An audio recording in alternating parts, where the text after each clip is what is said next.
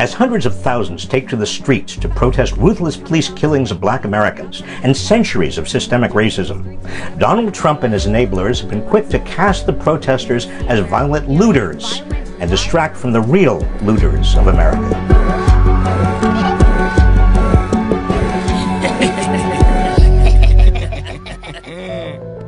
So far, over 10,000 Americans have been arrested during the wave of protests. Yet a decade ago, after Wall Street bankers looted America through predatory lending and securities fraud, often preying upon people of color and causing American households to lose roughly $19 trillion in total wealth, not a single top Wall Street executive went to prison. Instead, they received billions in taxpayer bailouts, and executives took home massive bonuses. Now, during the coronavirus pandemic and an unprecedented economic crisis, America's billionaires have seen their wealth soar by $434 billion. How? Their corporations lobbied for and got $500 billion in bailouts, and they got $135 billion in tax breaks. And the Treasury Department and the Fed are erasing the corporate debt they amassed over the last few years so their corporations could buy back their shares of stock. Meanwhile, Amazon, Google, Facebook, Walmart, and other corporate giants are using their vast market power to rack up record profits. The corporate looting doesn't stop there.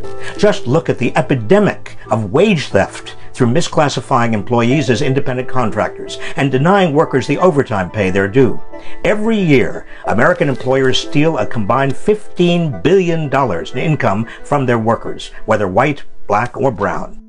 The most profitable corporations in America are also looting America of billions in taxes through loopholes, write-offs, and special exemptions they have successfully lobbied for.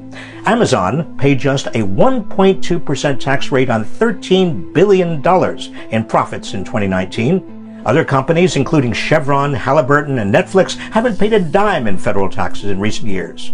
The United States loses nearly $70 billion a year in tax revenue because corporations loot America by shifting their profits to tax havens overseas.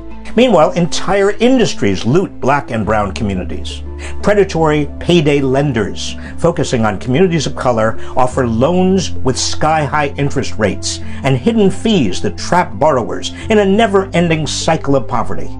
The bail bond industry profits from mass incarceration and the failed war on drugs, as does America's prison industrial complex, keeping over 2 million Americans behind bars, disproportionately black and brown. All these corporations have platoons of lobbyists that keep their looting going. Here's what Donald Trump and his corporate cronies will never admit. The worst looting in America isn't breaking windows at Target or Wells Fargo.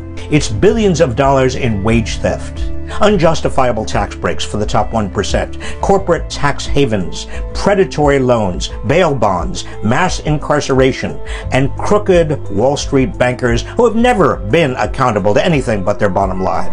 By pitting us against each other, blaming immigrants, blaming liberals, and especially blaming people of color, and black people in particular, they have divided us and gotten away with it.